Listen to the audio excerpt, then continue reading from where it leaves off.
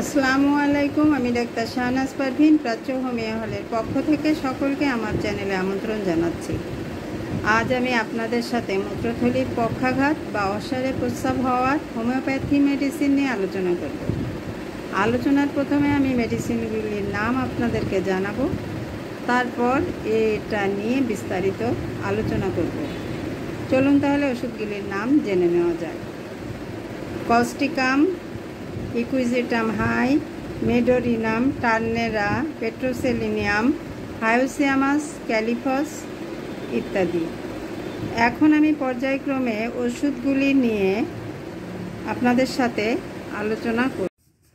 আলোচনার প্রথমে আমি যে ওষুধটার কথা বলছি তা হলো কস্টিকাম। কস্টিকামের লক্ষণ হচ্ছে বারে বারে প্রস্রাবের চাপ হয় এবং সেই সাথে খুব পানি পিপাসা থাকে। পানি খাওয়া সত্ত্বেও প্রস্রাবের পরিমাণ কম হয়। দিনে বা রাত্রে অসাড়ে প্রস্রাব হয়।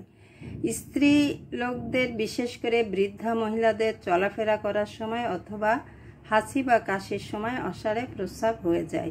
এই সমস্ত লক্ষণে কস্টিকাম অত্যন্ত উপকারী একটি মেডিসিন। কস্টিকাম খাওয়ার নিয়ম: দিনে 3 বার খালি পেটে 5 ফোঁটা করে খাবে। প্রয়োজন হলে উচ্চশক্তি বা অনেম দিনে 2 বার খেতে হবে। 2 নম্বর হচ্ছে ইকুইজিটাম হাইমেল। ইকুইজিটাম হাইমেল প্রস্রাব সম্বন্ধীয় সকল প্রকার রোগে ব্যবহৃত হয় এবং মূত্রথলির উপরের প্রধান কাজ। ইকুইজিটাম হাইমেলের লক্ষণ হচ্ছে মূত্রথলিতে এক প্রকার ব্যথা থাকে। মনে হয় যেন মূত্রথলি প্রস্রাবে পূর্ণ। প্রস্রাব হয়ে গেলেও রোগীর মনে হয় এখনও মূত্রথলিতে প্রস্রাব আছে। সবসময় প্রস্রাব করার ইচ্ছা। প্রস্রাব করার পর ভীষণ ব্যথা করে। স্বচ্ছ পানির মতো প্রচুর পরিমাণে প্রস্রাব হলেও প্রস্রাবের ইচ্ছা বা বেগ দূর হয় না। প্রস্রাব করার সময় মূত্রথলির মধ্যে কাটাছেঁড়ার মতো তীব্র ব্যথা ও জ্বালা করে।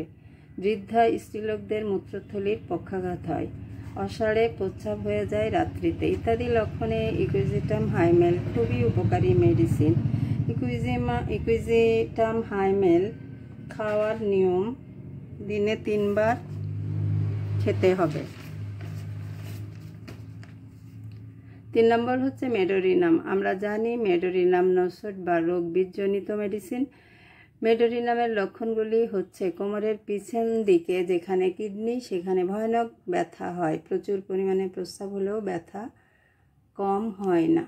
রোগী রাতে অসাড়ে প্রস্রাব করে ফেলে। প্রস্রাবে অত্যন্ত দুর্গন্ধ থাকে। এই সমস্ত লক্ষণে মেডোরিনাম একটি উৎকৃষ্ট মেডিসিন।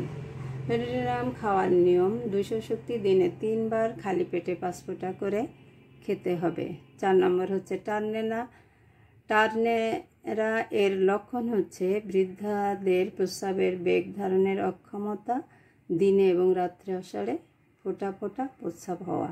এই সমস্ত লক্ষণে টার্নেরা অমুক। টার্নেরা খাওয়ার নিয়ম: মাদার টিংচার 20 ফোঁটা করে হাফ কাপ পানিতে মিশিয়ে দিনে 2 বার খেতে হবে।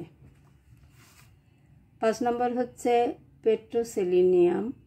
পেট্রোসেলিনিয়ামের লক্ষণ হচ্ছে হঠাৎ প্রস্রাবের চাপ হয় এবং এক মুহূর্ত দেরি সহ্য করতে পারে না। ওয়াশরুমে যেতে যেতে প্রস্রাব ঝরে পড়ে। প্রস্রাব যখন হয় তখন জ্বালা যন্ত্রণা করে। হঠাৎ প্রস্রাবের বেগ এর বিশেষ লক্ষণ।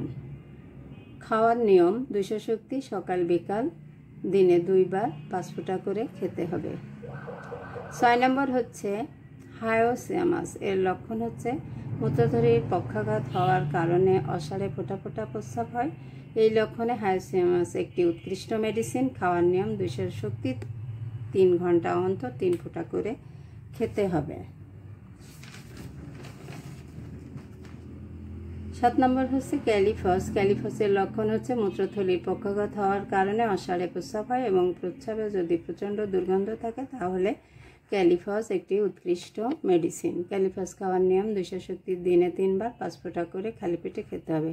পুরাতন রোগে উচ্চ শক্তি খেতে হবে। এখানে আরও একটা বিশেষ কথা আপনাদের জেনে রাখা ভালো বা প্রয়োজন, যেমন ফেরামফস ও ক্যালিমিওর পর্যায়ক্রমে 2 ঘন্টা অন্তর খেলে সর্বপ্রকার প্রস্রাব সম্বন্ধীয় রোগ প্রায় আরোগ্য হয় বা সেরে যায়। দর্শক, আজ এ পর্যন্ত। আগামীতে আবারও নতুন ভিডিও নিয়ে আসব। সে পর্যন্ত ভালো থাকবেন। ভিডিওটা ভালো লাগলে বা উপকৃত হলে লাইক, কমেন্টস ও শেয়ার করবেন এবং সাবস্ক্রাইব করে পাশে থাকবেন। ধন্যবাদ সকলকে।